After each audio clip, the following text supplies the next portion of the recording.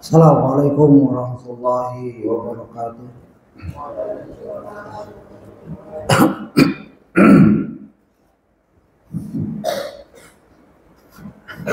Alhamdulillah wassalatu wassalamu ala Rasulillah wa ala alihi wa ashabihi wa man wala wa la hawla wa la quwwata illa billah. Wa asyhadu an la ilaha illallah wahdahu la syarika lah wa asyhadu anna Muhammadan abduhu wa rasuluh. Ya ayyuhalladzina amanu taqullaha haqqa tuqatih wa la tamutunna illa wa antum muslimun. Amma ba'd. Anak-anakku sekalian, asatidzah yang saya hormati, alhamdulillah kita lanjutkan kajian kita berseri Sirah Nabawiyah, belajar mencintai Nabi, cinta yang sejati, bersama kitab yang disusun oleh Ustaz Dr. Firanda Dirja LCMA yang sudah sampai kajian yang ke-103 atau 4 di beberapa pertemuan di tempat, di beberapa masjid. Kita telah sampai pada halaman 312, yaitu beberapa peristiwa di masa kecil Nabi. Sebelumnya kita lalui yaitu persusuan. Jadi Nabi pernah disusu oleh ibunya beberapa hari, ada beda pendapat, ada 3 hari, 4 hari, atau 7 hari. Lalu disusukan oleh Suwaibah, ibu susu pertama yaitu Suwaibah, yang menyusukan Hamzah Abu Salamah. Hamzah adalah paman Nabi, berbeda 2 tahun lebih tua dari Nabi, dan saudara persusuan Salamah juga. Telah berlalu di bab sebelumnya atau di topik sebelumnya. Kita tidak akan membahas itu secara detail, secara umum saja. Sekarang ini beberapa peristiwa di masa kecil Nabi. Dalam bab ini kita akan membahas satu, dibelahnya dada Nabi SAW, wafatnya ibu Nabi. 3, bagaimana Nabi SAW dirawat oleh kakeknya Abdul Muthalib, kemudian oleh pamannya Abu Thalib. Ya, hari ini kita akan membahas dibelahnya dada Nabi SAW. Ini adalah peristiwa besar. Nabi ini telah mengalami, Nabi SAW, Nabi kita tercinta, telah mengalami yang para saintis belum mengalami sampai sekarang. Ya, atau baru mengalami sekarang. Yang ahli ilmu pengetahuan baru mengalaminya sekarang. Seperti Nabi dibelah dadanya. Ya, mirip operasi, dijahit lagi. Nanti kita baca detailnya. Dan pada zaman dahulu belum ada itu, operasi semacam itu. Bahkan dikeluarkan jantungnya, dicuci, dimasukin lagi. Ya, nanti ada perbincangan, banyak orang yang nggak percaya hadis ini. Dan Nabi nanti Isra Mi'raj, yang saintis tahun abad-abad sekarang baru bisa pergi keluar angkasa, itu pun kalau benar, ke bulan dan lain-lain, ke Mars.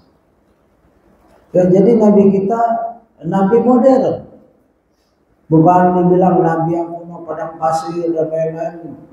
Ya, bukan begitu.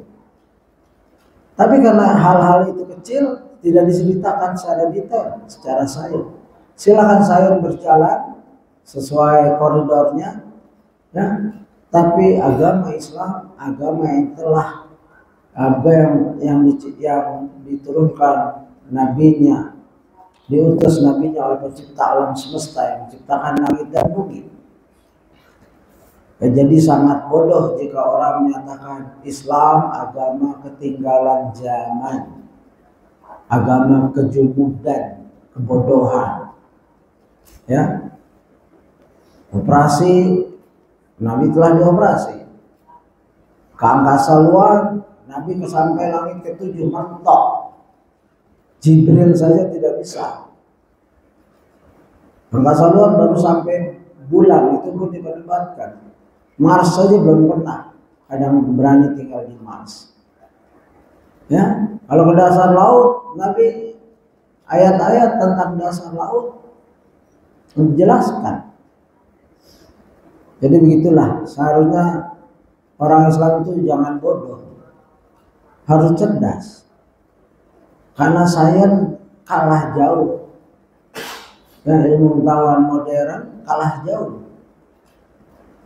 Ya, dan seharusnya, dan memang dibuktikan penemu-penemu ilmu-ilmu dunia kebanyakan dari agama Islam, terlepas dari akidahnya ya. Seperti Ibnu Sina, dia Ustadz langsung pernah melihat bukunya Ibnu Sina waktu ada expo di Darwin, ya, Darwin itu di Australia, Northern Territory bagian timur, begitu, dipamerin tuh, tulisannya Arab, ada detail sekali, otak dibuka, ya, atau ada pameran kedokteran, terlepas dari akidahnya. Terus tentang optik dan lain-lain. Jadi jangan merasa kita ini rendah diri. Sudah ada negara-negara maju sekarang adidaya ya, yang menggelontorkan dana triliunan untuk menyelidiki luar angkasa, menyelidiki laut, menyelidiki dalam badan kita. Badan kita ini serumit alam semesta. Mata aja itu kalau dilihat itu seperti alam semesta. Otak sampai sekarang sedang dipelajari, neuronnya itu halus-halus sekali. Belum selesai sampai sekarang manusia. Ya, nah ini peristiwa di mana sampai sebagian orientalis mendustakan. Yang nanti kita bacakan. Di belahnya dada Nabi Muhammad SAW, ya, halaman berapa? 312. Beberapa peristiwa di masa kecil Nabi Muhammad SAW. Di belahnya dada Nabi Muhammad SAW, ya.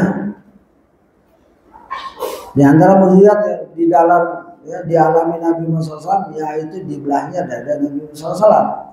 Para ulama menyebutkan bahwa proses pembelahan dada Nabi SAW terjadi 2 kali, ya. Dadanya Nabi SAW dibelah 2 kali, dioperasi 2 kali. 1, tatkala beliau dirawat oleh Halimah As-Sa'diyah.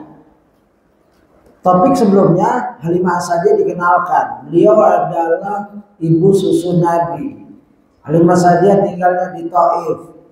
Kebiasaan orang Taif itu orang dusun, nyari nafkahnya, cari anak ke kota, maka itu kota untuk disusukan, dapat upah nanti. Waktu Halimah As-Sa'diyah datang ke Mekah cari anak, ya, sudah berebut-rebut rombongannya. Dia punya kendaraan yang lemah, jadi datang agak belakangan. Anak-anak yang dari orang kaya sudah didapati oleh teman-temannya, pulang bawa. Ya, Halimah As-Sa'diyah jumpa Nabi kecil, ya, Nabi Muhammad masih kecil, si bayi, SAW. Melihat yang jaga siapa? Ya, orang miskin. Ya, kakeknya miskin, Abu Talib miskin. Jadi nggak mau diambil, takut nggak dapat upah. Wajar, orang kampung ke kota dalam rangka nyari duit, bukan nyari pahala. Akhirnya ditolak, Nabi Muhammad gak ada yang ngambil. Akhirnya pulang, Halimah As-Sa'diyah pulang, diskusi sama suaminya. Aku tidak mau pulang tanpa ada bayi yang aku susukan. Kata Nabi, kata suami, ya udah ambil itu sisanya itu. Jadi Nabi kita tercinta, penghulu para Nabi dan Rasul, sisa. Begitu sedihnya. Lahir dalam badan yatim dan ablah, yatim yang paling top, lahir bapaknya udah gak ada. Ya, waktu orang-orang disusui, anak-anak sudah disusui, dia belum, gak ada mau menerima. komplit kesedihan Nabi. Kalau kita baca sejarah itu, wah wajar kalau kita harus menangis membaca kisah Nabi kita, ya, yang indah sekali. Akhirnya Ali Masadi yang ngambil, terpaksa ngambilnya. Diambil, disusui. Baru sekali nyusui, langsung air susunya banyak. Yang tadinya untuk anak sendiri, anak biologis saja nggak mampu dia susuin karena kering. Ini musim kemarau. Cerita ini musim kemarau di padang pasir, bukan di sini. Nggak ada AC waktu itu. Nggak seperti sekarang Saudi. Akhirnya disusuin, begitu disusuin air susunya banyak. Anaknya kenyang, Nabi Muhammad SAW kenyang, kaget dia. Lalu tunggangannya, onta atau begal ya, kalau sampai onta, itu langsung keker. Begitu pulang ke arah Taif, mendahului kendaraan-kendaraan lain. Ini berkah. Halimah Sa'diyah bingung, ini anak apa ini? Kok suruhku jadi banyak, tungganganku jadi sehat, dan mendahului yang lainnya. Sampai di kampungnya, hewan peliharaannya gemuk-gemuk. Ini yang dijelaskan oleh Ustaz Firanda dan dari buku-buku lain. Ini mukjizat Nabi, ya, keberkahan. Nah, sebab itu boleh jadi kita kadang-kala menolak sesuatu. Kita ingin sekali sesuatu tapi kita tidak dapat. Ya, terus kita dapatkan yang lain. Dan hendaklah husnuzan pada Allah. Ya. Dan Ustaz Firanda menurunkan beberapa ayat, ya, yang menasihati kita dalam hikmah ini. Ya. Fa'asa an takrahu syai'an wa yaj'alallahu fihi khairan katsira. Ya. Karena mungkin kamu tidak menyukai suatu, padahal Allah menjadikan padanya kebaikan yang banyak. Ya, dalam surat Nisa 19. Boleh jadi Halimah Sa'diyah nggak senang dengan Nabi, miskin. Tapi setelah dia ambil, ya, dia dapat kebaikan yang banyak. Bahkan beberapa kali ibunya Aminah ingin mengambilnya, ditolak. Biarkan anak kamu di sini karena membawa keberkahan. Sampailah kisah pembedahan, ya, dadanya Nabi, begitu. Dibelahnya dada Nabi Muhammad SAW adalah mukjizat. Para ulama menyebutkan bahwa proses pembelahan ada 2 kali, ya. Kejadian pembelahan pertama diceritakan dalam hadis sahih yang terdapat dalam banyak riwayat. Di antaranya adalah, artinya kita harus pahami ini banyak riwayatnya dan sahih. Sudah tenang kita. Dari sahabat Anas bin Malik radhiyallahu taala anhu, ya, radhiyallahu anhu berkata, Anna Rasulullah sallallahu alaihi wasallam atahu Jibril wa huwa yal'abu ma'al ghilman. Bahwasanya Rasulullah SAW pernah datangi malaikat Jibril saat beliau sedang bermain dengan anak-anak lain. Fa'azahu wasara'ahu wasaqqa qalbahu fastaharaja minhu alaqa. Lalu Jibril mengenggam beliau dan menjatuhkannya, lalu membelah dadanya, kemudian mengambil jantung dan mengeluarkan segumpal darah darinya. Ini proses yang kita saksikan di sekarang ini, ya. Dokter membelah, ambil, bersihin, masukin lagi. Qala hadza haqqu syaitan min. Lantas Jibril berkata, ini adalah bagian syaitan darimu. Ya. Summa wasalahu fi tastin min dzabin bima'in zamzam. Kemudian jantung beliau dicuci oleh Jibril di sebuah tempayan terbuat dari emas dengan dibilas air Zam-Zam. 4 wadah yang bagus emas, tidak karatan. Dipakai Jibril. Air yang paling bagus Zam-Zam, tidak terkontaminasi dan banyak manfaat dan berkahnya. Dipakai Jibril. Wajal gilmanu yas'au ila ummihi, yakni zi'ra. Teman-teman beliau ketakutan dan lari ke ibu persuami beliau dan melaporkan. Faqalu inna Muhammadan qad qutil. Mereka laporin, kabur melihat keadaan seperti itu. Jadi teman-teman yang menyaksikan sama-sama anak-anak, tapi nggak tahu apa. Ya, mereka bilang, Nabi Muhammad dibunuh, telah dibunuh.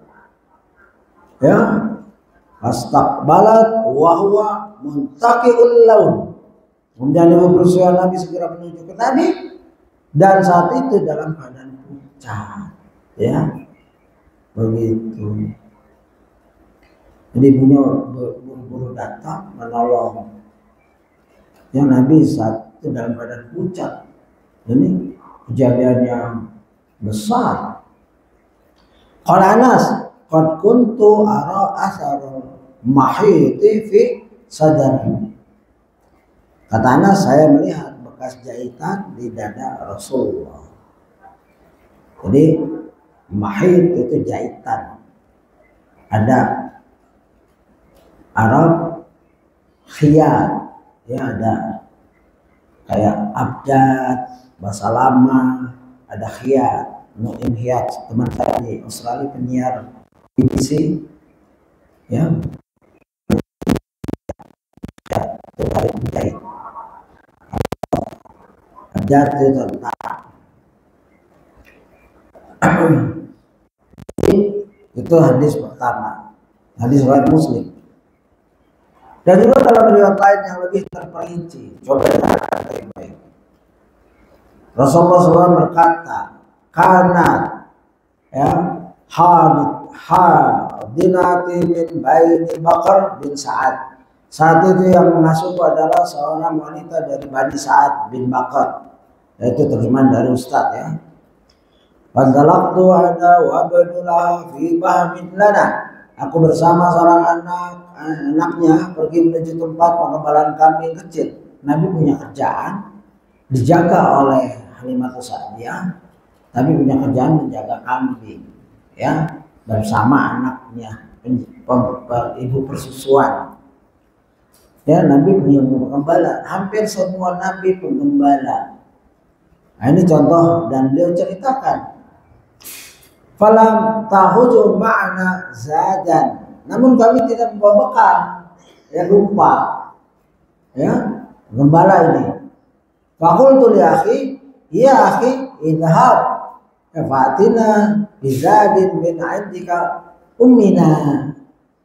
Ibu susuan boleh panggil ibu, karena itu ibu. Walaupun tidak melahirkan, tapi dia nyusui, itu ibu. Ya. Nah, aku pun berkata, yaitu Nabi, wahai saudaraku, pergi dan ambillah bekal makanan dari ibu kita, ya, ummina. Fadhabahi wa makasattu indal bahmi. Maka saudara itu pergi dan aku tetap berada di sisi domba gembalaan kami, ya, begitu. Ini detail sekali Nabi menceritakan. Ini Nabi langsung loh. Tuh di sini domirnya kepada aku Nabi. Faqbala ilayya tayrani abyadani kannahuma nisran. Lagi sendirian sama hewan-hewan gembalaannya. Tiba-tiba datanglah 2 ekor burung berwarna putih yang sepertinya kedua burung itu adalah burung Nasra. Tahu nggak burung Nasran? Kalau bahasa Inggrisnya eagle. Kalau nggak salah elang. Eagle tuh elang ya. Saya udah cari di Google Nisran, saya masukin bahasa Arabnya kayak gini burungnya. Kelihatan nggak? Cakep tuh burungnya, coba lihat tuh. Ya. Kayaknya eagle, kalau Garuda kalau, ya, nih kalau lagi diam kayak gini dia. Cakep ya burungnya. Nah, ini malaikat dua menyerupai burung. Ya. Coba eagle apa bahasa Indonesianya? Kalau bahasa burung apa alam? Garuda. Faqala ahaduhuma li sahibi ahawahul. Burung itu ngomong, maksudnya malaikat ini. Itu dia ya. Ahawahul itu bahasa Arab tuh. A-nya istifham pertanyaan, huwa. Faqala al-akhar, na'am. Salah satu dari burung itu berkata kepada temannya, mungkin menukik gitu ya. Apakah dia orang yang kita cari? Temannya menjawab iya. Begitu. Qala fa'bala ya batadirani fa'azani wa batahani lil qafa. Lalu keduanya pun bergegas menujuku, lalu memegangku dan menelungkapkanku di atas leherku. Di sini nggak dijelaskan oleh Nabi mereka memperkenalkan diri, langsung kerja. Itu malaikat tugasnya gitu. Kalau nggak disuruh introduksi seperti malaikat datang ke Nabi Ibrahim, nggak disuruh ngomong apa-apa, duduk disediain makan diam aja. Orang masak sapi diam aja. Nabi Ibrahim tuh mau motong sebelah sapi, sibuk sendiri. Tamu diam aja. Begitu disuruh makan, kami nggak makan. Bingung. Ya, sudah dimasakkan. Coba kalau antum disediain sapi kecil, dipotong, terus antum makan nggak? Makan karena antum manusia. Ya kan? Malaikat nggak tertarik, nggak ada nafsu. Begitulah malaikat, jalankan tugasnya aja. Ya, sesuai dengan perintah Allah. Ya, Jibril datang, nggak jelaskan bahwa dia itu Jibril. Datang bertanya, benar nggak? Mal iman, mal Islam, iman, ihsan. Baru meninggalkan gitu aja. Sahabat bertanya, ini orang bertanya tapi membenarkan, jadi udah tahu itu sebenarnya begitu. Begitulah, yang ini lebih panas lagi. Ya, lebih maksudnya buat kita ini mengagumkan sekali. Mirip burung lagi. Nabi menggambarkan seperti burung. Lalu keduanya pun bergegas menujuku tanpa mukaddimah. Lalu memegangku dan menelungkupkanku di atas leherku. Telungkup itu begitu ya. Harus begini, celentang. Di atas leherku. Fasaqqa batni fastahraja qalbi. Kemudian keduanya pun membelah dadaku dan mengeluarkan hatiku. Operasi ada dua. Operasi lokal, artinya yang dioperasi lihat. Misalkan sesar, ibu kamu yang sesar. Siapa yang lahir sesar sini? Jangan 1, 2, 3, 2, 3, 3 ya. Ada lagi? Kamu tahu sesar? Ibu kamu dibelah perutnya. Ya, dikeluarkan kamu. Padahal kamu masih nyusu, masih minum, dikeluarkan karena nggak bisa normal. Jadi kamu harus berbakti pada orang tuamu yang telah dibelah perutnya. Yang tidak sesar juga, ya berat itu, jiwa hidup dan mati.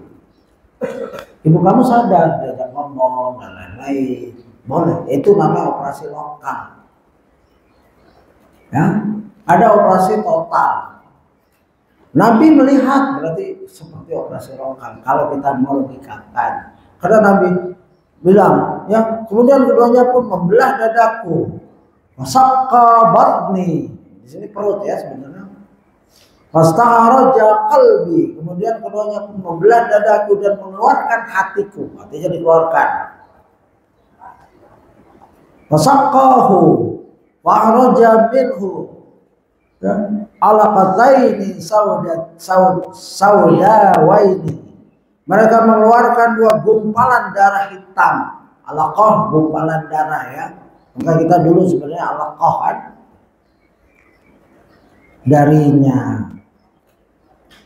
Faqala ahaduhuma li sahibihi Ya, ini bima ilsalj.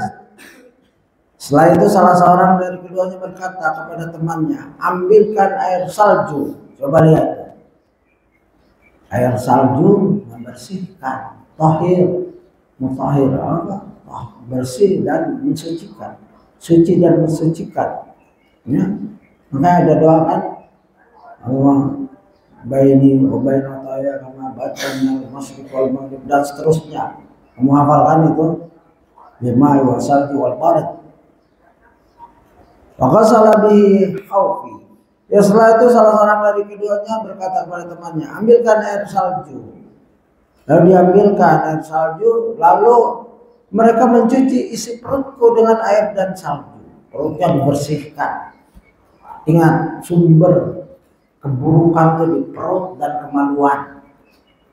Makanya makan yang halal, thayyiban, halalan thayyiban.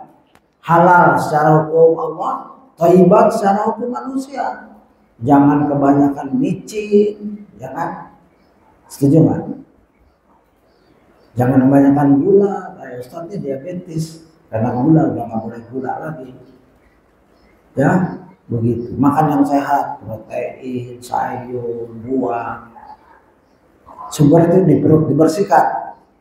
Ya, agak salah jauhi, cuma qala tini bima ibarat. Lalu mereka mencuci isi perutku dengan air dan salju. Kemudian salah satu dari mereka berkata lagi, ambilkanlah air yang dingin, yaitu bil ma'il barat. Itu semua salju, air dingin mensucikan. Maka salabi jaufi, summa qala ya'tini bis sakinah agar roha fi qalbi. Dan mereka pun mencuci hatiku dengan air dengan dingin itu, hatinya dicuci. Salah satunya berkata lagi, ambilkanlah as-sakinah, ketenangan dan kedamaian. Keduanya pun menebarkannya di dalam jantungku. Malaikat itu ada dua, ada yang pimpinannya dan ada asistennya. Operasi juga kayak gitu, ada dokter intinya yang operasi, asistennya banyak itu. Ada yang satu anestesia, Budius, dia ahli doang. Ya, saya punya teman SD, sekarang jadi spesialis anestesi di UI. Ya, dia di rumah sakit RSCM, S3, pintar anaknya, baik. Ibu bapaknya meninggal di Mina waktu haji. Saya cuma jumpa terakhir, S3. Ya, begitu. Mirip-mirip, yang satu ahlinya nih, ambilkan ini, gitu dokter. Ya, saya juga pernah punya teman, dokter Abdul Hamid, mudah-mudahan masih hidup, saya nonton, orang Malaysia. Dia sering marah-marahin suster bule. Ambilkan ini, salah ambil, bodoh kamu. Dia cerita sama saya, saking keselnya. Karena dia 24 jam, kadang-kadang dokter 24 jam gak tidur. Baru tidur di on call, belum ada HP, bunyi, datang operasi. Jadi wajar kalau dimarahin. Kalau dapat suster asisten yang bodoh, wajar dimarahin. Kalau ini malaikat, yang satu pimpinan, yang satu asisten. Ini kalau kita terjemahan bebas ya, nggak disebut di sini. Ya, ambilkan sakinah. Nah ini, kalau salju ya salju, kalau ma'ul barat, air dingin. Begitu sakinah, ghaib, ketenangan. Ya, keduanya pun menebarkan di dalam jantungku. Jadi Nabi secara fisik dibersihkan, secara rohani diberi sakinah. Ya, begitu. Biasanya ayat-ayat sakinah keluar ketika orang nikah. Ya kan? Mawaddah warahmah, sakinah. Makanya orang-orang yang belum nikah, nisfuddin, nikah nisfuddin. Ya, orang yang udah nikah dia udah menyelesaikan separuh dinnya, tinggal selesaikan lagi ibadah ya. Makanya kalau bisa nikah ya nikah. Bagian yang dijelaskan. Salah satu ketentraman seorang laki adalah nikah, atau seorang perempuan adalah dia dapat pasangan. Ya. Summa azunu qala ahaduhuma li sahibi hussahu wa hassahu wa hatam alaihi bi khatamin nubuwah. Setelah itu salah satu dari keduanya berkata, ini selalu salah satunya, akan disebut nama Jibril kayak itu. Jahitlah, tutuplah. Ia pun menutupnya kembali dan memberikannya tanda kenabian, stempel. Khatamul Anbiya. Khatam ada dua, ada nabi terakhir, ada stempel. Makanya Ahmadiyah menyatakan nabi masih ada, ya. Masih nabi, makanya dia ngaku nabi. Ahmad, Ghulam Ahmad, Mirza Ghulam Ahmad, ya, nabi yang porno, jahat sekali pada pengikutnya, ngaku nabi tapi la haula wala quwwata illa billah, ya.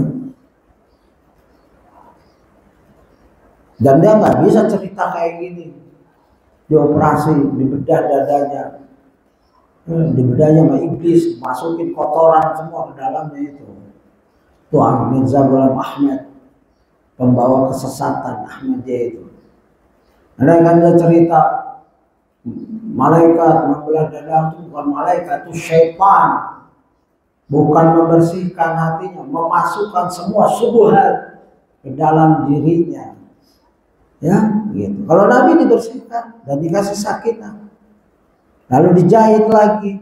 Faqala haduhuma li sahibi ij'alu fi kiffah waj'al alaf min ummati fi kiffah. Coba ini hadis ini mengagumkan, ya, terutama buat saya ini, ya.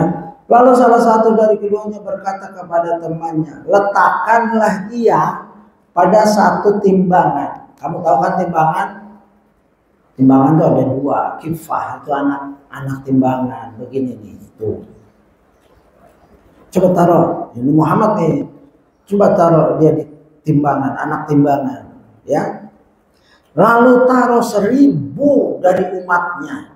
Ini satu, Rasulullah satu. Lalu ditaruh lagi 1000. Begini nih, ya. Faiza ana anzuru ilal alfi fauqi, ya, usfiku an yakhira alayya ba'duhum. Maka aku pun melihat 1000 dari umatku itu berada di atasku. Begini dia, yang 1000 ini begini. Ini Nabi nih, yang kanan Nabi, yang kiri kita ini mungkin dalamnya, ya, salah satu kamu mungkin ada dalamnya. Begini, Nabi berat 1000 orang kalah sama Nabi, begitu. Dan Nabi melihat hampir kayak mau jatuh, ini kan miring kan, karena berat, hampir mau jatuh, ya. Maka aku pun melihat 1000 dari umatku berada di atasku. Aku khawatir bila sebagian dari mereka jatuh terus menimpa aku, ya. Yang 1000 di atas menimpa, udah miring-miring. Jadi Nabi menggambarkan visual sekali. Artinya kalau kita baca hadis terjemahannya dan Arabnya, kita bisa melihat juga sebagaimana Nabi melihat. Itulah Nabi suka bicara, sallu kama ra'aitumuni usolli. Salatlah kamu sebagaimana engkau melihat aku sholat. Lah, Nabi nggak tahu kalau Nabi akan meninggal bagaimana. Soalnya Nabi hidup terus. Kita mau belajar sholat, lihat Nabi. Tapi Nabi meninggalkan sunnah, hikmah selain Quran dan sunnah untuk kita lihat. Seperti ini, Nabi melihat, kita baca, kita seperti melihat, nah, begitu. Faqala ahaduhuma li sahibihi law anna ummatahu uzinat bih lama bihim. Salah satunya, ya, pokoknya dua malaikat ini ngobrol. Salah satunya berkata lagi, sekiranya umatnya itu ditimbang dengannya, niscaya ia akan lebih berat daripada mereka. Seluruh umat Nabi ditimbang, ya, fi kafani, dalam timbangan. Nabi ditaruh sendirian aja. Ini seluruh umat nih. Mungkin kita masuk di dalamnya, kita umat Nabi, ya kan? kamu, bapak kamu, nenek kamu yang itu. Semua umat Nabi ditaruh satu kifah, Nabi ditaruh. Masih berat Nabi. Ya begini. Itulah hebatnya Nabi kita. Salah-salah. Ya. Ini yang diutus oleh Allah. Ya, walladzi arsala rasulahu bil huda wa dinil haq liyuzhirahu 'ala ad-din kulli wa kafa billahi shahidan. Walladzi arsala rasulahu bil huda wa dinil haq liyuzhirahu 'ala ad-din kulli walau karihal musyrikun. Ini dia ceritanya, dari kecil sudah dapat mukjizat, dapat hidayah. Orang yang dapat hidayah tambah sesat, orang yang sesat baca ini. Maka bersyukur kalau baca seperti ini, nambah iman kita, nambah kecintaan kita, karena memang kita baca ayat dan hadis dalam rangka mencintai Nabi sejati, bukan perasaan. Ya, sejati dengan dalil-dalil yang kuat, yang sahih, yang hasan. Siapa yang tidak senang dengan kisah kayak gini? Nabinya lebih berat dari umat seluruhnya. Ya. Coba itu. Lau anna ummatahu wuzidat bi lama labihim. Ya. Salah satu berkata, sekiranya umatnya itu ditimbang dengannya, niscaya ia akan lebih berat daripada mereka semua. Suman talaka tarakani. Setelah itu mereka berdua pergi meninggalkanku tanpa ada diskusi, bicara, ya begitu. Nggak jelasin, kamu ini baru saya dioperasi. Kalau dokter kan gitu, oh ibu baru saja sesar, anak ibu selamat, ibu juga makan obat ya, gitu. Kalau ini nggak ada berita, Nabi cerita terbantaskan. Begitulah hadis singkat padat. Ya. Setelah itu mereka berdua pergi meninggalkanku. Aku pun merasa sangat ketakutan. Farqan syadidan. Meninggalkan dengan penuh ketakutan. Nabi itu dari kecil sudah takut dengan yang kayak gini. Waktu Jibril datang takut. Zamiluni. Datang ke Khadijah minta diselimutin karena takutnya. Ya, dia nggak paham itu Jibril. Dan Jibril menampakkan dengan bentuk yang asli yang menutup ufuk langit, nggak kelihatan kecuali Jibril. Bagaimana nggak takut? Antum ketemu orang gede, misalkan jalan naik papasan satu gang, terus ada orang gede hitam, yang gelap gitu, terang yang langsung. Itu bukan Jibril, bukan malaikat maut juga. Baru orang tetangga mungkin, dia baru datang, belum kenalan. Itu sifat manusia ini, takut tabi. Ya, takut yang boleh seperti ini. Ya, Nabi takut, dia manusia. Bukan takut lagi. Begitu ya. Lalu aku pulang, ya. Suman talaqtu ila ummi. Ya, wa habartuha billazi laqaitu. Aku kembali pulang menemui ibuku dan mengabarkan kejadian itu padanya, dikabarkan. Ya. Fasfaqat an yakuna qalitu bisabi, hingga ia khawatir jika aku telah terganggu. Seorang ibu, walaupun ibu susuan, watak aslinya adalah ibu. Dia cinta kepada Nabi Muhammad, apalagi baru ditetein saja sudah banyak susunya, anaknya juga kenyang, dia keker. Itu banyak keberkahan mengambil Nabi Muhammad, dan itu bertahun-tahun sudah senang sekali. Dia takut anak susuannya ini dibahaya. Ya, dia punya tanggung jawab. Ya. Faqalat wa'izubika billah warahalat ba'iran laha. Kemudian ibuku berkata, ini seorang ibu hendaknya mempunyai sifat kayak gini. Kalau kaget melihat anaknya, aku memohon perlindungan pada Allah untukmu anakku. Ya, wa'idzuka bikalimatillahi tamma, ya. Begitu. Aku perlindungan engkau pada Allah dari gangguan syaitan, ya misalkan begitu. Karena anaknya belum bisa berdoa sendiri. Ya Nabi nggak berdoa di sini, dia didoakan ibunya karena masih kecil, belum ada ilham untuk berdoa, ataupun dia berdoa tidak tercatat. Gitu. Kemudian ibu pelaku meminta kepada Allah untuk melindungimu, sebagaimana Khadijah istri tercinta, ya, meyakinkan Rabbmu tidak akan menjahati kamu, tidak akan murka denganmu. Dia ditenangkan hati Nabi, dihibur. Dan ini juga ibunya. Kalau ibunya memohon perlindungan pada Allah untuk Nabi. Kemudian dia meletakkan pelana di atas unta miliknya, langsung bergegas, taruh pelana di ontanya ya tadi, kendaraannya, ya. Fahamalatani ala rahli warakibat khalfi. Lalu ia meletakkanku di atas pelana unta tersebut, sementara ia duduk di belakangku. Nabi taruh, ya, langsung mengendarai ontanya berdua. Ya, ia meletakkan di atas pelana unta tersebut sementara ia duduk di belakangku sambil menjaga. Itulah seorang ibu persusuan, apalagi ibu kandung, ya, begitu.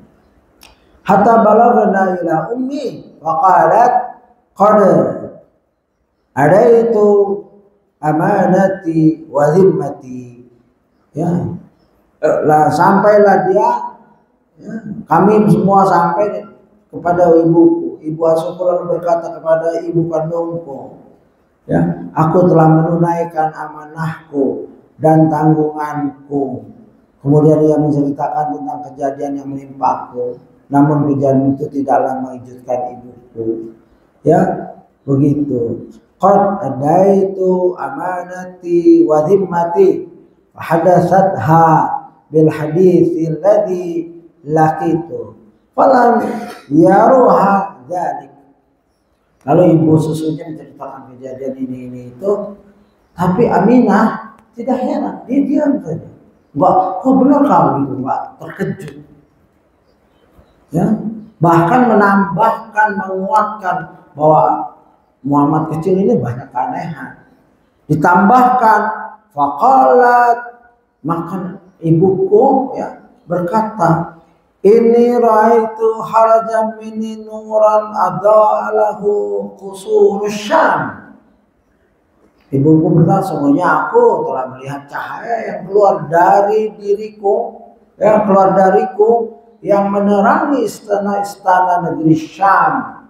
Ini untuk syahid tambahan atau penguat hadis yang lain, hadis yang sebelumnya, ya, bahwa aku adalah doa ayahku, kakekku Ibrahim, dan aku, ya, ibuku menceritakan bahwa waktu mau melahirkanku dia melihat cahaya keluar dari perutnya, cahaya itu menuju Syam. Ada dua catatan di sini yang saya buat, ya, sampai hadis ini selesai sampai situ. Hadis ini dikeluarkan oleh Al-Hakim nomor 4230 dan disahihkan oleh Al-Hakim dan disepakati oleh Zahabi. Ada hadis mustadrak, disebut mustadrak, yang sudah diteliti oleh Zahabi. Ada yang belum sebenarnya. Ya, hadis ini dalam aplikasi pencarian hadis terdapat di Musnad Shu'aib isnadu dhaif, ya, gitu. Bukan itu. Nah ini rawau isnadu Ahmad Hasan akhraju Ahmad wa Darimi, begitu.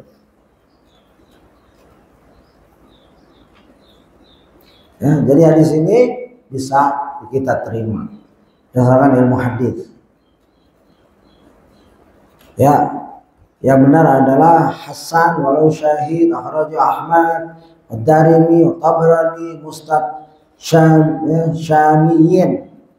Musnad Syamiyin, musnad dari orang-orang Syam. Ya, Hakim. Gitu. Jadi bisa kita pakai, makanya Ustadz menaruh di sini di kitabnya. Ya, kita sebagai orang awam tinggal terima saja. Kalau antum nanti makin dewasa bisa menyelidiki, silahkan. Ya, mungkin bisa mengkritisi. Ya, sejauh ini hadis ini bisa kita terima. Kita kasih catatan, saya kasih catatan di sini tentang ya beratnya Nabi kalau ditimbang 1000 aja Nabi, 1000 Nabi yang berat, seluruh umat berat. Ada satu hadis yang dibawakan di Al-Ma'rifatu wa Tarikh ya, yang sudah diterjemahkan. Mu'adz bin Jabal dan berkata, Rasulullah SAW bersabda, sesungguhnya aku melihat bahwa aku diletakkan di sebuah daun timbangan dan umatku diletakkan di sisi daun timbangan lainnya. Ternyata aku lebih berat dari mereka. Ini hadis lain penguat. Nah, dari Mu'adz bin Jabal. Ya, ini Nabi. Sesungguhnya aku melihat bahwa aku diletakkan di sebuah daun timbangan dan umatku diletakkan di sisi daun timbangan lainnya. Ternyata aku lebih berat dari mereka. Kemudian diletakkan Abu Bakar di satu daun timbangan dan umatku diletakkan di sisi yang lain. Ternyata Abu Bakar lebih berat dari umatku. Setelah itu diletakkan Umar di sebuah daun timbangan dan umatku, ya seperti ini ya, yang tadi. Dan umatku diletakkan di sisi lainnya. Ternyata Umar lebih berat. Lalu diletakkan Utsman di sebuah daun timbangan dan umatku diletakkan di sisi lainnya. Ternyata dia lebih berat dari Utsman, lebih berat dari umat Nabi. Itu satu orang. Inna Ibrahim ummatan. Soalnya Ibrahim itu umat. Satu orang Ibrahim itu umat. Abu Bakar, ihdinas siratal mustaqim. Ada ulama menjelaskan jalannya Abu Bakar umat. Ya, dari sini jelas Abu Bakar lebih berat dari umat. Ini berdasarkan hadis. Hadis yang serupa juga diriwayatkan oleh Imam Ahmad dari jalur Umar bin Khattab. Hadis ini menunjukkan kedudukan Abu Bakar, Umar, Utsman dibandingkan seluruh umat Nabi Muhammad SAW yang lain. Seandainya orang terbaik dari umat ini dikumpulkan lalu ditimbang dengan salah seorang dari 3 orang sahabat Nabi tersebut, nih saya timbangan mereka lebih berat dibanding seluruh orang-orang terbaik. Jadi aneh kalau ada orang yang melaknat Abu Bakar, Umar sebagai orang Rafidhah Syiah laknatullah alaihim. Mereka sangat-sangat keluar jauh dari Islam. Ya, jibti wa taghut. Mereka bilang Umar, Abu Bakar dan Umar jibti wa taghut. Ini kesesatan yang sesat-sesatnya, lebih sesat dari keledai yang mereka naiki. Keledai dapat petunjuk. Nggak boleh. Ya. La tasubu ashabi. Jangan kau mencaci sahabatku. Ya, begitu. Andaikan di antara kamu berinfak satu gunung Uhud emas, tidak akan sama dengan satu mud atau setengahnya atau separuh, sepersegini. Ya, tuh gunung Uhud emas. Itu nilai para sahabat, terutama Abu Bakar, Umar, Utsman, Ali radhiyallahu anhum. Ya, ini Syiah merusak agama. Dalam bab timbangan ini saya masukkan penjelasan tentang tafsir juz amma Syekh Shalih Utsaimin. Wa may ya'mal mithqala dzarratin khairan yarah wa may ya'mal mithqala dzarratin syarran yarah. Barang siapa yang mengerjakan kebaikan seberat zarah pun niscaya dia akan melihat balasannya, dan barang siapa yang mengerjakan kejahatan seberat zarah pun niscaya dia akan melihat balasannya pula. Ya begitu. Man adalah sartia yang memberikan faedah umum. Maksudnya manusia beramal sebesar semut kecil, sungguh ia akan melihatnya, baik itu berupa amalan baik atau buruk. Ya. ditimbang itu. Ya, kita akan berlama-lama situ, ayatnya udah jelas. Ya, cuman ada perbedaan pendapat di antara apa? Memberikan kepada bahwa yang ditimbang adalah amalan dan perbuatan. Ini ada 3 pendapat. 1, nanti yang ditimbang adalah amal perbuatan. Ini Syekh Utsaimin ya, tafsirnya. Kedua, di antara mereka ada yang mengatakan yang ditimbang adalah buku catatan amal perbuatan. Yang ketiga, di antara mereka ada yang mengatakan yang ditimbang adalah orang yang beramal itu sendiri. Jadi ada 3 pendapat. Dan setiap pendapat ini ada dalilnya. Ya. Pendapat yang mengatakan bahwa ditimbang adalah amal perbuatan, dia berdalil bahwa ya'mal mithqala dzarrah. Dan zarah nggak boleh diterjemahkan atom yang saya pernah gambarkan. Itu nggak boleh. Karena Syekh Utsaimin bilang Allah, Rasulnya berbicara dengan akal, ya, akal hambanya. Pada saat Nabi diwahyukan, nggak ada yang paham itu molekul, atom, neutron, proton, nggak ada. Udah darah, semut kecil, biji sawi, begitu aja. Nggak usah lebay kita. Hatta kita ahli fisika, lalu yang terjemahkan kalau itu partikel terkecil yaitu kuat 3/4 elektron, nggak usah kayak gitu. Saya pernah diskusi dengan Ustaz Abdul Hakim lah, bapak ini. Ya, banyak dalilnya. Dan yang lain adalah tadi yang pertama, yaitu yang ditimbang adalah amal perbuatan. Ayatnya tadi. Ya, dalil yang lain kalimatani habibatani ila rahman habibatani ala lisan saqilatani bil mizan subhanallah wa bihamdi subhanallah azim. Dua kalimat yang dicintai oleh Ar-Rahman, ringan diucapkan lisan, lagi berat dalam timbangan adalah subhanallah wa bihamdi subhanallah azim. Adalah adik-adikku, anak-anakku sekalian, perbanyak zikir ini. Setelah zikir petang, pagi, ya kita udah selesai. Salawat kalau hari Jumat perbanyak. Dan diantara sela-sela itu subhanallah wa bihamdi subhanallah azim. Kita tahu kita banyak dosa, amalan kita sedikit, kita perlu timbangan yang berat di akhirat nanti. Maka perbanyak zikir-zikir seperti ini. Dan ada dalilnya. Namun yang menjadi pertanyaan bahwa amalan tidaklah berbentuk benda yang bisa ditaruh di atas timbangan. Tapi amalan yang diamalkan hilang dan berakhir setelah dia. Ini hipotesa ya. Syekh Utsaimin, ada orang bertanya seperti ini. Maka ini dijawab dengan satu. Pertama-tama hendaknya seorang membenarkan apa yang diberitakan Allah dan Rasul. Jadi nggak usah dipikir jauh. Gimana amalan ditimbang? Udah. Ya, ini Syekh Utsaimin berkata. Pertama, nggak usah seperti itu. Itu hal yang gaib. Ya. Meskipun akalnya tidak menjangkaunya dan perasaannya dan mengatakan bagaimana bisa begitu, maka hendaklah ia membenarkannya saja. Kewajiban seorang beriman itu. Yang kedua, bahwa Allah Ta'ala menjadikan amalan-amalan perbuatan menjadi benda-benda yang bisa diletakkan di timbangan. Mudah untuk Allah menjadikan sholat jadi suatu benda. Maut dicontohkan di sini seperti maut, dijadikan seperti hewan lalu disembelih. Nangislah orang ahli neraka karena nggak akan mati lagi. Bahagialah orang ahli jannah karena nggak akan mati lagi. Ya, nggak usah nanya kok mau jadi hewan yang disembelih begitu. Ya, sebenarnya di situ begitu.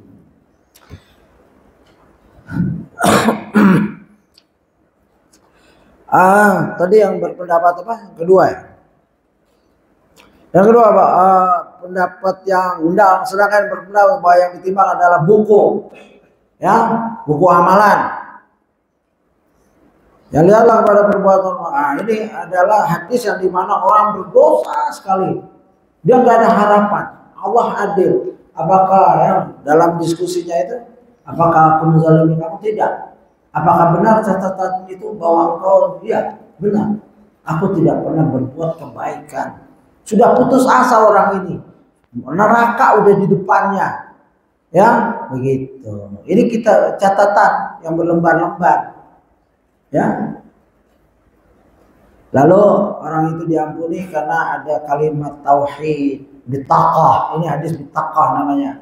hadis lembaran kartu tauhid yang menyelamatkan seorang dari api neraka. Ya itu yang ditimbang kitab kartunya itu, catatan amalnya itu. Orang itu udah frustasi.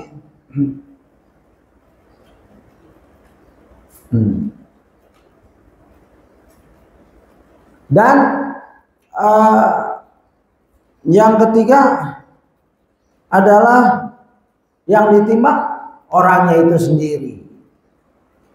Ya, seperti karena ada beberapa dalil di mana nanti didatangkan orang gemuk, ya, begitu ditimbang di hadapan Allah beratnya nggak seberat sayap nyamuk. Kamu eksperimen ya, cari sayap nyamuk. Kalau kamu punya timbangan, ditimbang itu. Jadi meresap tuh hadis. Cari sayap nyamuk, habis kamu tepok, cari, ya, ditimbang berapa gram itu. 0,000 gram. Ini orang yang gemuk seperti itu. Ya. Dan ada hadis penguat, ya, ketika bahwa suatu hari bersama Nabi SAW, ya, ini cerita tentang Abdullah bin Mas'ud radhiyallahu anhu, bahwa suatu hari ia bersama Nabi SAW, maka berembuslah angin yang kencang, lalu Abdullah bin Mas'ud berdiri, maka angin itu menggoyangkannya karena kedua kaki betis beliau kurus, ya, begini karena angin kan, dia sedang bersama Nabi, ya, lalu angin berhembus, mungkin angin apa gitu ke beliau, ya, kedua betisnya tuh goyang gitu, kecil. Maka orang-orang tertawa. Melihat orang-orang tertawa, lalu Nabi SAW bersabda, ya, mimma tadhakuna au mimma ta'jabun. Waladhi nafsi biyadi inna saqaihi fil mizani athqala min Uhud. Karena sebab apa kalian tertawa? Atau karena sebab apa kalian takjub? Demi Allah, lihat, kalau Nabi sudah serius, beliau bersumpah, demi Allah yang jiwaku berada di tangannya, sungguh kedua betisnya itu dalam timbangan mizan lebih berat dari gunung Uhud. Ya, begitu. Pembelaan Nabi kepada sahabat-sahabatnya itu dengan dalil. Ya, maka kita bangga punya Nabi seperti ini. Kok tahu-tahu Syiah menghina para sahabat Nabi? Na'udzubillah. Ya, tidak ada hormatnya sama sekali.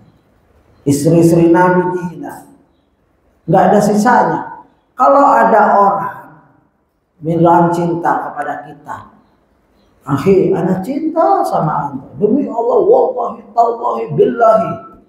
Tapi istri kita dihina, anak kita dihina, teman kita dihina, teman cap apa nih begini? Demi Allah, saya cinta pada kamu. Istri kita dihina, anak kita dihina, teman baik kita dihina. Ini teman cap apa begini? Ya, ini ada orang Islam, istri nabinya dihina, bahkan lebih hina dari pelacur. Sahabat besarnya Abu Bakar, Umar, Utsman nggak selamat dari mulut habisnya. Ini Islam cap apa? Lalu bikin Ka'bah sendiri di Qum, ya, gitu. Jadi dari di sini, ya, ini hadis yang tadi saya bilang, inna ulayati rajulul azimu saninu yawmal qiyamah la yazinu inda Allah janaha ba'udah faqala iqra'u. Sungguhnya akan datang seorang laki besar, laki gemuk pada hari kiamat, tidaklah bobotnya di sisi Allah seberat sayap nyamuk. Begitu. Maka bacalah, wala nuqimul lahum yaumal qiyamati wizna, dan kami tidak mengadakan suatu penilaian berat bagi amalan mereka pada hari kiamat. Ya, orang-orang gemuk badannya itu belum berarti berat timbangannya, ya, tidak sejalan. Itu Allah alam. Ada pertanyaan? Ya sebenarnya ada bahasan lagi tapi waktu kita udah cukup. Ya, catatan secara ringkas saja. Catatan ketiga adalah orang-orang yang mengingkari hadis ini dari orientalis. Itu dibantah semua di buku ini. Nggak sempat kita baca. Tapi hati-hati, ada satu ulama pengarang banyak tapi terkena fitnah orientalis tentang hadis ini, yaitu Muhammad Haikal. Siapa punya bukunya? Dia ngarang tentang Nabi Muhammad SAW. Banyak karyanya. Dr. Muhammad Haikal terkena fitnah tentang hadis ini. Ya, dia mengambil orientalis. Orientalis tidak percaya hadis ini. Ada beberapa golongan yang tidak percaya. Ya, karangan karya Dr. Muhammad Hussein Haikal, ini orang Mesir. Dia ngarang tentang Umar Faruq. Ya, Hayat Muhammad, sejarah hidup Nabi Muhammad SAW. Ya, hati-hati baca buku beliau. Nah, Zainab, Al-Faruq, Umar, Fi Manzili Wahyi, dan lain-lain. Ya, ada beberapa karangan yang saya lihat beredar terjemahannya. Utsman bin Affan, Abu Bakar Siddiq. Ya, itu karangan-karangan beliau. Kalau bisa baca buku lain, kalau sudah terlanjur beli, ya baca tapi hati-hati dalam bacanya. Karena dia termasuk penulis umat Islam yang terkena fitnah ketidakpercayaan terhadap hadis-hadis dibelahnya dada Nabi Muhammad SAW. Ya, karena itu padahal dibela oleh Syekh Albani. Ya, kebodohan orang-orang yang menolak hadis ini. Ya, begitu. Albani memperjuangkannya. Ya, bahkan banyak. Ya, Syekh Albani mengatakan sungguhnya orang yang memiliki sedikit ilmu dan sedikit akal akan mengetahui bahwa jika benar kerancuan yang ia tuduhkan, mestinya riwayat-riwayat itu tidak bisa diterima. Jadi ada namanya Abu Zahra nulis bahwa hadis-hadis tentang dibelahnya dada Nabi itu sahih atau goncang. Jadi nggak kita tolak, nggak terima. Albani kesel. Kok bisa ada orang dikasih duit nggak ditolak, nggak diterima, itu siapa? Kalau nggak nolak, ya terima. Kalau nggak terima, ya nggak nolak. Ada posisi kedua. Anda dikasih duit, nggak terima, nggak nolak. Itu bagaimana posisinya? Albani ini akal aja nggak bisa menerima. Kalau nolak. Jadi ada ulama nama Abu Zahra bilang, ya kami nggak bisa nolak, kami nggak bisa menerima. Syekh Albani mengatakan sungguhnya orang yang memiliki sedikit ilmu dan sedikit akal akan mengetahui jika benar kerancuan yang ia tuduhkan, mestinya riwayat-riwayat itu tidak bisa diterima. Begitu aja. Ya. Dicontohkan dengan memberi uang. Albani juga mengatakan Nabi tentang peristiwa pembelaan dada beliau tidak ada yang meragukannya kecuali orang-orang yang lemah iman atau sama sekali tidak memiliki iman. Nah, ini keras nih Albani di sini. Orang lemah imannya atau memang gak ada iman nih orang. Dan salah satunya itu Muhammad Haikal. Hati-hati. Ini subhat kedua, kaum orientalis mengatakan bahwa peristiwa pembelaan dada itu hanyalah pengalaman rohani yang muncul dari firman Allah, alam nasrah laka sadra. Bukankah kami telah melapangkan untukmu dadamu? Nah, ini orientalis, pakai ilmu ceritanya. Yang tidak percaya, dibantah oleh ulama. Bagaimana dengan pembakaran Nabi Ibrahim alaihissalam dan lain-lain? Kok yang ini bisa diterima, yang ini enggak, gitu ya. Subhat ketiga, bahkan riwayat ini anak kecil. Dianggap Nabi anak kecil, belum umais, nggak bisa periwayatan yang diterima. Dibela oleh ulama, ya begitu. Usia beliau udah tamyiz, belum balik tapi tamyiz, bisa diterima. Dijelaskan oleh kita tentang daya ingat kita waktu tamyiz. Kita ingat waktu kapan ibu kita marah, waktu kita nakal dan lain-lain, masih ingat. Ya. Begitu, wallahu alam. Nanti mungkin saya teruskan di lain kesempatan. Jika ingin mengikutinya silahkan dilihat videonya. Demikian, saya mohon maaf ada kelebihan 5 menit ya. Semoga apa yang saya sampaikan bermanfaat dan kita tidak bisa menyelesaikan seluruhnya, ya. Tapi sebagian besar dari bab pembelahan dada Nabi Muhammad SAW hampir terselesaikan. Cuman bahasan-bahasan yang lain yang belum. Demikian, subhanallah wa bihamdika asyhadu an la ilaha illa anta astaghfiruka wa atubu ilaik. Assalamualaikum warahmatullahi wabarakatuh.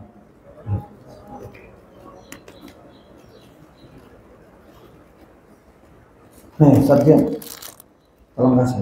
Ini berapa harganya? Ah? Oh, 2000-an.